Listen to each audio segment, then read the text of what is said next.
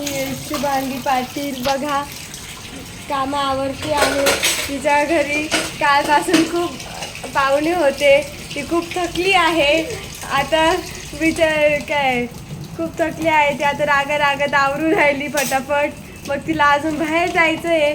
मग त्यामुळे तिने आज खूप लवकर जेवण करून घेतलं. 6 वाजेशी तिचं पूर्ण जेवण झालं, सगळं आवरलं गेलं. आता ती फिरायला जातीये.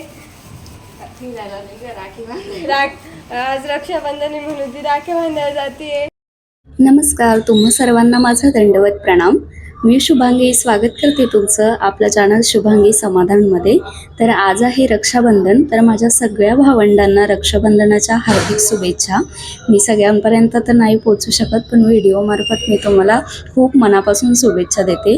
आणि तुम्हाला खूप खूप खूप मनापासून थँक्यू, कारण तुम्ही माझ्या पविते पर्वाच्या व्हिडिओला, परत कणकेच्या दिव्यांच्या व्हिडिओला खूप छान सपोर्ट केला आहे.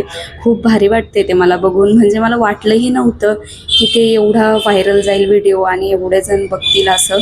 तर खूप तुम्हाला मनापासून थँक्यू. तर रक्षाबंधन आहे, तर सायंकाळचे आता 6:30-7 वाजलेले आहेत आणि मला दादा त्यांच्याकडे जायचं आहे राखी बांधण्यासाठी. त्यामुळे मग मी इथे देवाला अगोदर राखी बांधून घेते. बाहेर भरपूर पाऊस चालू आहे, बघू आता कसं होतं ते जायचं.